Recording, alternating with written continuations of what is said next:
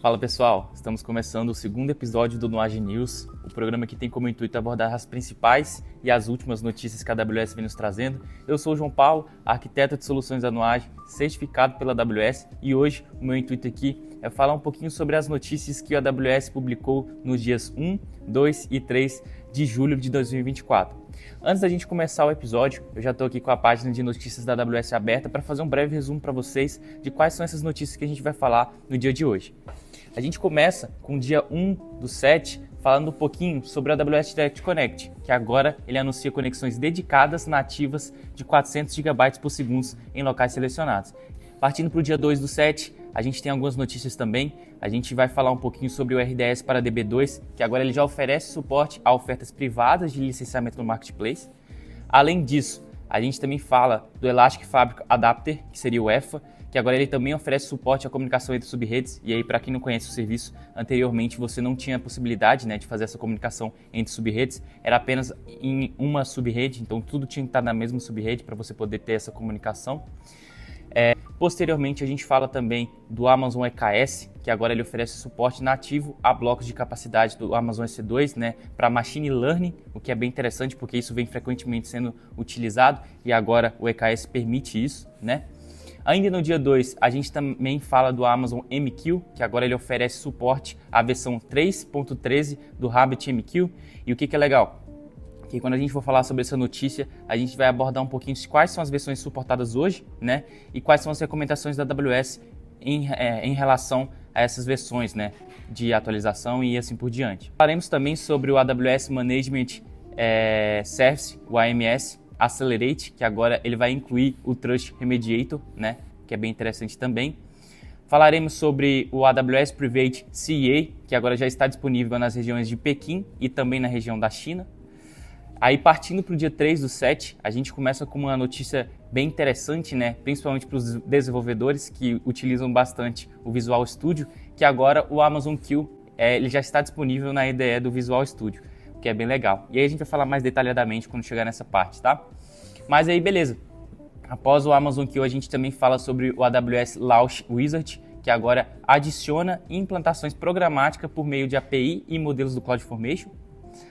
A gente tem duas notícias e duas novidades, do AWS Lambda, que a primeira é que o Lambda agora apresenta novos controles para facilitar a pesquisa, a filtragem e a agregação de logs de funções Lambda. E a segunda seria que o AWS Lambda agora ele adiciona o suporte para controles de gerenciamento de runtime nas regiões do AWS GovCloud, que seria nos Estados Unidos. E aí, pegando o gancho sobre essa região do AWS GovCloud e Estados Unidos, a gente também vai falar que agora o RDS oferece suporte a instâncias de banco de dados MCGD e RCGD na região do GovCloud, igual eu tinha falado dos Estados Unidos. Além dessas notícias do dia 3, a gente também tem mais duas que a gente vai falar sobre o AWS Data Zone, que agora ele introduz controle de acesso refinado. E, por último, vamos falar sobre a exportação de snapshots do Amazon RDS para o S3, já disponível em mais de 8 regiões da AWS. E a gente vai falar um pouquinho sobre quais são essas regiões.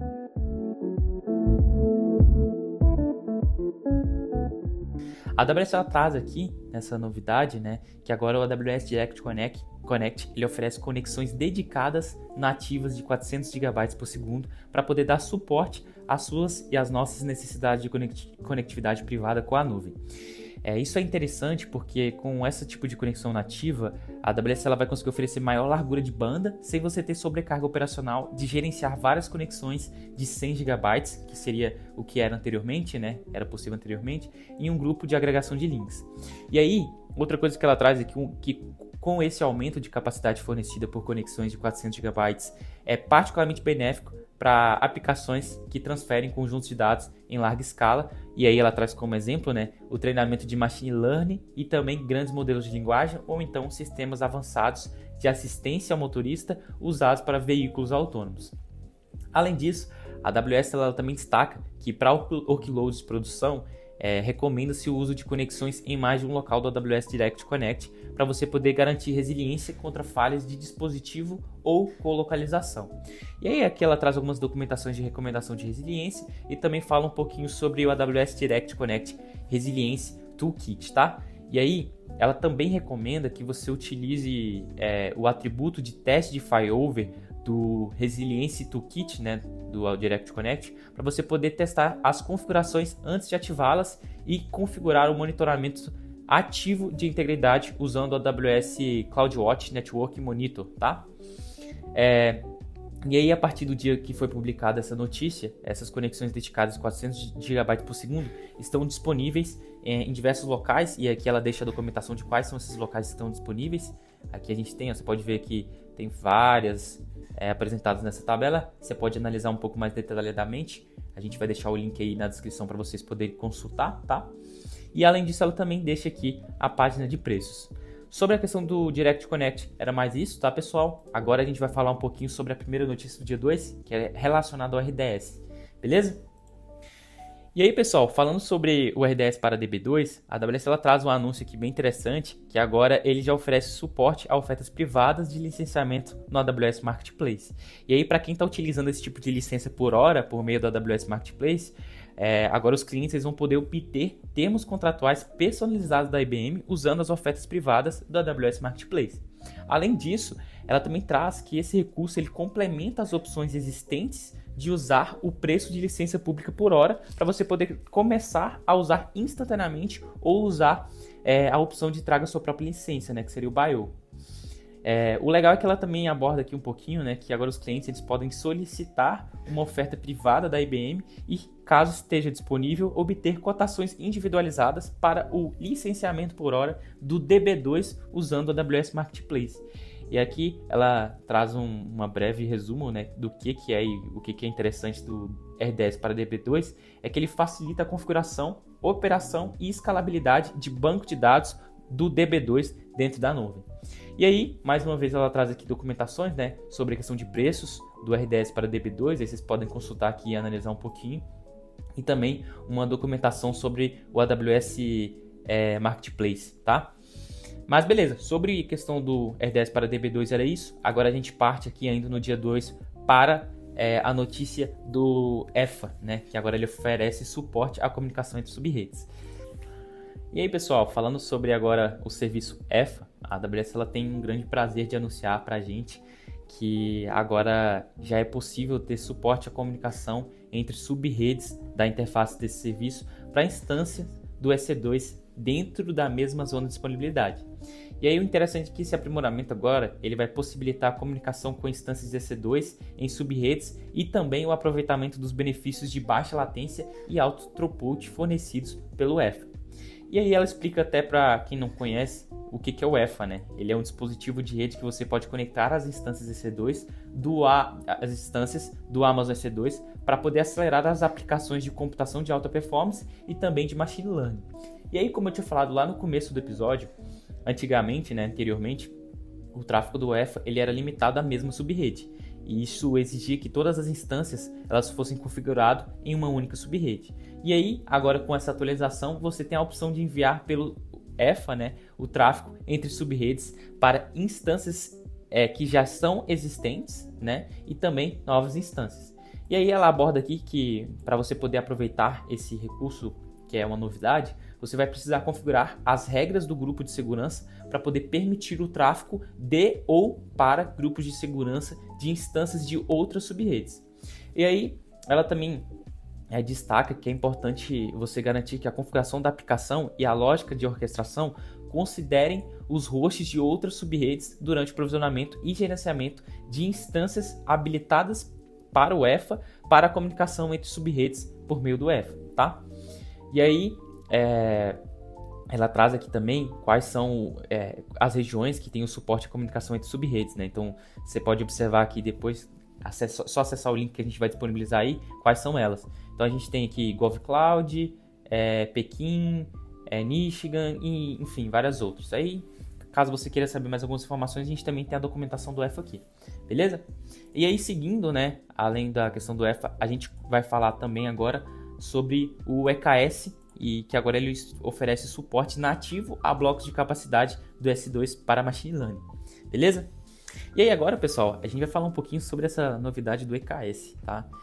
Agora a AWS ela traz pra gente que você pode utilizar instâncias reservadas do EC2 usando blocos de capacidade para machine learning de forma nativa em cluster do Amazon EKS com grupos de nós gerenciados.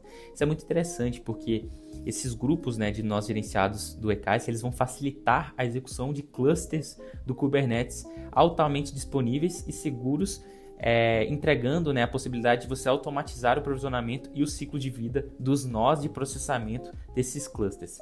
E aí, ela também traz, a AWS, né, que os blocos de capacidade do EC2 eles vão fornecer um acesso seguro e previsível às instâncias de GPU para workloads de inteligência artificial e também de machine learning, tá? Outro ponto que ela traz aqui, que é algo que realmente está acontecendo bastante, é que cada vez mais os clientes eles estão escolhendo o Kubernetes como plataforma para workloads de IA e Machine Learning, tá? E aí, o que é legal? Porque com essa atualização, o Amazon EKS ele vai permitir que você combine os benefícios do Kubernetes com segurança, a escalabilidade e a disponibilidade da nuvem AWS. Esse suporte nativo para blocos de capacidade do Amazon EC2 no Amazon EKS, ele vai simplificar o planejamento de capacidade para workloads avançadas de IA e Machine Learning em clusters do Kubernetes, o que é legal porque vai ajudar a garantir uma capacidade de GPU que ela esteja disponível, né, quando e onde for necessário. A AWS ela também traz, agora aqui também, né, nessa notícia, que para você poder começar a usá-lo, você precisa criar um grupo de nós gerenciados pelo EKS com um modelo de lançamento do EC2 direcionado a uma reserva de blocos de capacidade para você poder disponibilizar a capacidade reservada da GPU no cluster EKS quando a reserva ela se tornar ativa, tá? E aí esses blocos de capacidade do EC2 eles vão poder ser reservados com até 8 semanas de antecedência pelo mesmo período em que você precisar dessas instâncias. E aí ela traz aqui quais são essas regiões que agora a gente tem essa possibilidade, né, essa novidade que a AWS está trazendo, e é só a gente acessar aqui que vocês vão conseguir visualizar quais são elas. Agora vamos falar um pouquinho, né, sobre, como eu tinha citado, o Amazon MQ, que agora ele vai oferecer suporte à versão 3.13 ao Rabbit, né, MQ, que é bem interessante. A AWS ela destaca que agora isso inclui diversas correções nessa atualização, diversas correções e melhorias de performance em relação às versões anteriores do Rabbit MQ compatíveis com o Amazon MQ, tá? Ela também aborda que a partir do Rabbit MQ 3.13, o Amazon MQ ele vai gerenciar, né, as atualizações da versão do patch para os agentes. E aí todos os agentes da versão 3.13 eles serão automaticamente atualizados para a versão de patch compatível e segura mais recente nessa janela de manutenção programada. Um ponto que é importante que a AWS destaca também é que se você está executando as versões anteriores, como por exemplo 3.8, a 3.9, 3.10, 3.11 ou então a 3.12, ela recomenda enfaticamente a atualização para o Rabbit MQ 3.13. Isso é um processo muito simples, tá? Com apenas alguns cliques lá no console de gerenciamento da AWS, você vai conseguir atualizar. Por que ela recomenda isso? Porque em breve o Amazon MQ, para Rabbit MQ, ele vai encerrar o suporte para todas essas versões que eu citei aqui, ó, 3.8, a 3.9 e a 3.10 do Rabbit MQ, tá? Ela também fala aqui que, caso você queira saber um pouco mais sobre esse processo de atualização e acessar esse passo a passo, você tem essa documentação aqui que você pode acessar e visualizar, tá? E aí, só acessar o link na descrição do vídeo, clicando aqui você vai conseguir realizar, beleza? E aí, caso você queira saber um pouco mais sobre essas notas, né, dessa versão de atualização, você pode acessar aqui também, e também as tabelas de regiões que agora isso está disponível, beleza? E aí, seguindo aqui, a gente agora vai falar sobre o AWS Managed Service, né, que seria o AMS, tá? E aí, falando sobre o AMS Accelerate, que agora ele já inclui o Trust Remediator, a AWS ela traz, né, que esse serviço ele vai poder utilizar o Trust Remediator para você poder corrigir automaticamente as recomendações baseadas nas verificações do AWS Trusted Advisor, né? E aí, quando você elimina esse esforço humano necessário para corrigir configurações incorretas nas contas, o AWS Trusted Remediator ele vai melhorar a segurança, a tolerância a falhas e a performance e, ao mesmo tempo, vai reduzir os custos para os clientes do AMS. Isso é muito interessante, porque, né, o AMS ele vai ajudar a operar a AWS com eficiência e segurança. Além disso, ele também vai ampliar as capacidades da equipe de operações com monitoramento operacional e de segurança, detecção e gerenciamento de incidentes, patches, backups e otimização de custos. A AWS ela também traz aqui que o Trusted Remediator ele vai usar soluções de automação testadas e comprovadas para não apenas minimizar os riscos de segurança, mas também escalar os processos operacionais, oferecendo consistentemente correções de qualidade. Aí é que ela traz também que os exemplos de verificações aceitas incluem volumes subutilizados do Amazon EBS e também a habilitação das atualizações automáticas para versões principais do Amazon Redshift. Tá? O Trusted Advisor, o Trusted Remediator, no caso, né, ele vai oferecer aos clientes a flexibilidade de configurar correções em uma ou mais contas, tá? E os clientes eles vão poder optar por corrigir verificações por conta ou recursos e aplicar exceções baseadas em tags. E aí, caso você queira saber um pouco mais, a gente tem documentação aqui também, beleza? Agora a gente vai falar um pouquinho sobre o AWS Private CA, tá? E aí agora a gente vai falar dessa novidade, né, do Private CA. A AWS ela traz que agora ele está disponível em 2 novas regiões, sendo elas Pequim e uma região da China. E aí o legal, né, é que a AWS ela também traz um breve resumo do que é o serviço Private CA, para quem não conhece entender, né? E ela traz aqui que o Private CA é uma autoridade de certificação em nuvem gerenciada e altamente disponível com chaves privadas protegidas em modos de segurança de hardware gerenciados pela AWS. Ela também destaca aqui que quando você utiliza o Private CA, você pode reduzir os custos operacionais e a complexidade do uso da infraestrutura de chave pública em grande escala em todos os setores e casos de usos, incluindo serviços financeiros, automotivos, manufatura, saúde, eletrônicos, tecnologia, energia e casa inteligente. O legal é que o Private CA ele vai permitir que os clientes eles criem certificados privados personalizáveis para uma grande variedade de cenários, né? E esses serviços da AWS, como o Certificate Manager, o Managed Streaming for Apache Kafka, o Iron Holes Anywhere e também o Amazon Elastic Kubernetes Service, né, o EKS, eles vão poder usar os certificados privados do AWS Private CA. Isso é bem interessante, né? E você também pode utilizar o Private CA para poder criar certificados privados para dispositivos de internet das coisas, né, IoT, incluindo dispositivos Matter para casas inteligentes. E aqui agora com essa grande novidade, né, da AWS, que agora o Amazon Q ele está disponível na IDE do Visual Studio, ela também traz vários resumos do que é o Amazon Q e até para quem não entende quais são as possibilidades que você pode utilizar. Ela já começa falando, né, que agora você pode pedir para o Amazon Q que ele traga informações ali sobre... Você mostra o código para ele, né? Você instala ele no Visual Studio ali e ele vai analisar seu código para que ele possa verificar se há vulnerabilidade de segurança no seu projeto. Isso é muito interessante. Além disso, ela também traz alguns exemplos de outras possibilidades, né? Que agora o Amazon Q, o developer, ele ajuda a simplificar, né, o ciclo de vida do desenvolvimento de software, respondendo a perguntas sobre tópicos técnicos. Isso é muito interessante porque você pode tirar dúvidas ali. Pode gerar código e também pode explicar para ele, pode pedir para que ele explique o código, né? Então você vai desenvolver o seu software mais rápido e vai aprender de maneira muito mais rápida e simplificada também, tudo graças ao Amazon Q. Além disso, a AWS ela também traz alguns exemplos, né, que você pode fazer tipo perguntas como, por exemplo, como faço para depurar problemas com as minhas funções do Lambda localmente antes de implantar na AWS? Ou então solicitar que ele gere código de solicitações, né? Tipo, gerar casos de teste para, aí coloca o nome da função em que você faz referência ao nome de uma função de um arquivo aberto, que é bem interessante. Além disso, a AWS ela também destaca que o Amazon Q ele também vai poder manter o seu software seguro, destacando as vulnerabilidades de segurança, como eu tinha falado no começo, né, dessa notícia. E aí você pode clicar em Run Security Scan, e aí isso vai executar uma verificação de segurança no seu menu de imagem, né, que vai retornar com uma lista de vulnerabilidades que você tem no seu código. E aí ela também traz que no momento as verificações de segurança oferecem suporte apenas ao C#, beleza? Além disso, você pode perguntar, né, para o Amazon Q que ele realize, né, atualizar seu código e também iniciações com comandos rápidos. Isso tudo a partir do painel de chat do Amazon Q na IDE, que agora está disponível no Visual Studio. E aí, quando você faz uma pergunta para o Amazon Q, ele usa o arquivo atual que está aberto no seu IDE como contexto, incluindo a linguagem de programação e o caminho.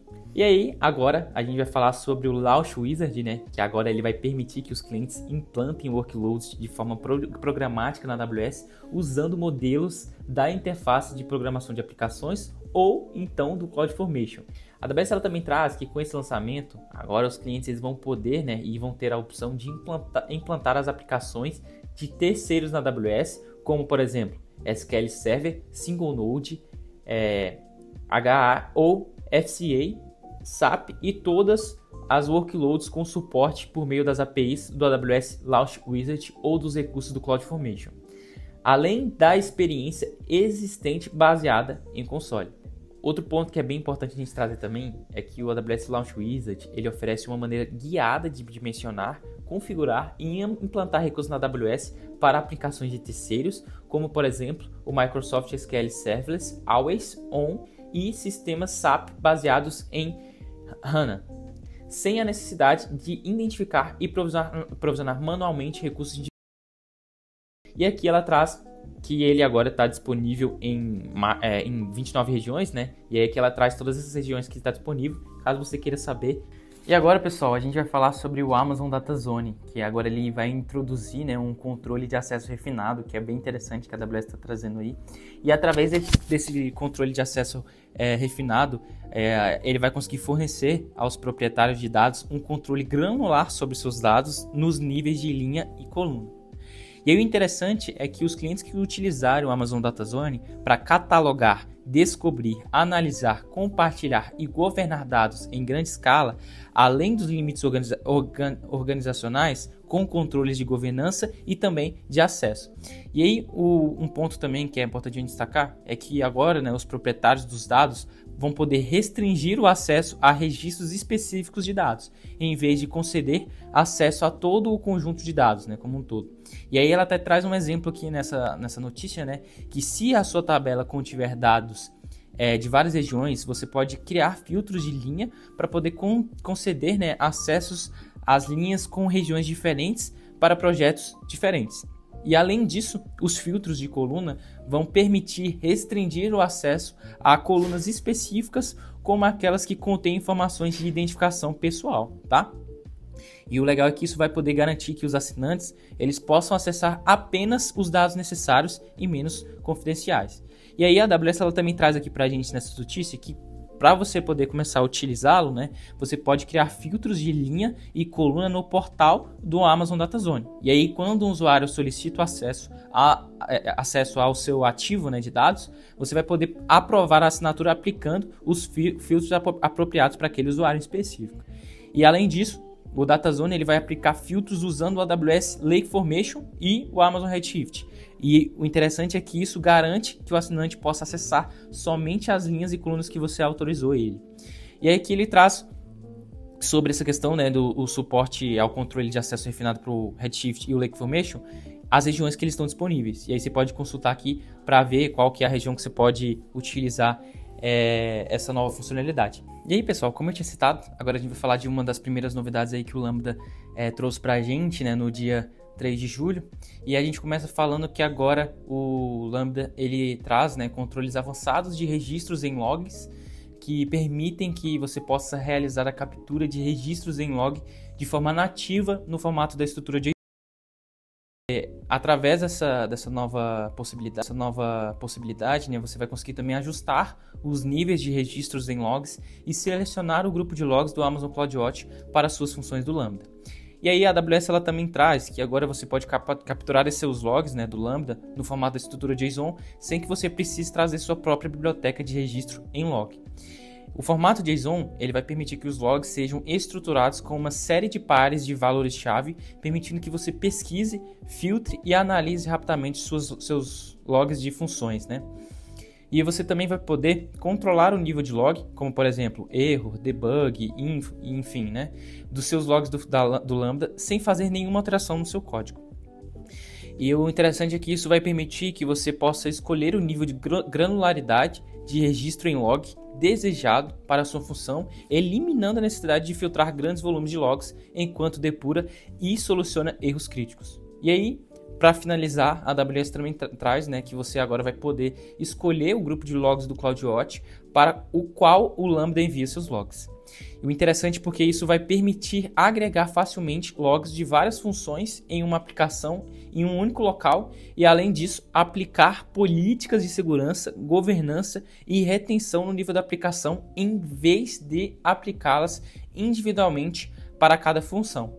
E aí a AWS ela traz aqui uma breve informação, né, que para você poder começar a usá-lo, você pode, né, especificar controles avançados de registro sem log para suas funções do Lambda usando a API do Lambda, o console do Lambda, a AWS CLI, o AWS Service Application Model e o AWS CloudFormation. E aí aqui a gente tem uma publicação de lançamento, né, no blog e também um guia do desenvolvedor para você poder procurar lá e acessar, enfim. E aí, pessoal, trazendo mais aqui uma grande novidade da AWS, né, agora sobre o RDS, é que ela anuncia que agora o RDS ele está disponível, né, e suporta as instâncias de banco de dados MCGD e RCGD nas regiões do Gulf Cloud, né, Estados Unidos. E aí um ponto interessante é que as tecnologias que suportam isso seria o Postgre, MySQL e MariaDB. E aí é que ele fala todas essas, que com essa expansão as instâncias MCGD agora estão disponíveis para o RDS, né, em 25 regiões e todas elas estão descritas aqui. E além disso, ele também deixa aqui, né, documentado, né, para a gente poder consultar quais são as versões suportadas, né? Então aqui ele fala de 6.1 superior, enfim, todas aqui. E aí, quem tiver interesse e curiosidade e quiser consultar quais são as versões disponíveis, só acessar o link que a gente deixa aqui na descrição. E aí, pessoal, trazendo essa grande novidade agora também, né, por último, até pra gente poder finalizar o episódio de hoje com chave de ouro, a gente fala um pouquinho da exportação de snapshots do Amazon RDS para o S3, que já estão disponíveis, né, em mais de 8 regiões. E aí, um ponto que é legal também a gente destacar é que além de ser o Amazon RDS, a gente também tem essa disponibilidade aí do Amazon Aurora também, tá? E aí, como eu falei que estão disponíveis em mais de 8 regiões, ele destaca aqui quais são essas regiões, né? Então tá tudo descrito aqui para quem tiver curiosidade e quiser conhecer. É só acessar o link ou então visualizar aí na tela que a gente está apresentando. E ele também traz que agora a exportação desses snapshots para o S3, ele vai exportar dados de snapshots, como por exemplo o Apache Parquet, um formato de armazenamento em colunas aberto e eficiente, tá? E essa exportação de snapshots para o S3, ele vai permitir a ingestão de dados armazenados no Amazon RDS e também no Aurora, para fins, né, de preencher data lakes para analytics ou para treinar modelos de machine learning. A AWS ela também traz nessa novidade aqui que com essa atualização, né, e de exportação, enfim, vai ser possível você poder criar uma exportação com apenas alguns cliques no console de gerenciamento do RDS ou então utilizando SDK ou a CLI, tá? E essa extração de dados de um snapshot, ela não vai afetar a performance do seu banco de dados, porque a operação de exportação é realizada em seu snapshot e não no seu banco de dados, o que é muito interessante. E aí esses dados extraídos no formato de Apache Parquet, eles são portáteis. E aí, o que isso quer dizer? Que você vai poder consumi-los com outros serviços da AWS, como por exemplo, né, ele está atrás aqui na notícia, o Athena, o SageMaker, o Redshift Spectrum ou outras estruturas de processamento de Big Data, como por exemplo o Apache Spark. Além disso, né, um ponto que é importante a gente citar aqui sobre essa novidade, que essa exportação de snapshots do Amazon RDS para o S3, ele vai poder exportar dados de snapshots do RDS para Postgre, do MariaDB, MySQL e, por último, como eu tinha falado, né, do Amazon Aurora, edição compatível com o Postgre e o MySQL também, tá? E aí, tem aqui algumas documentações, né, que você pode consultar, tanto do Aurora quanto do RDS.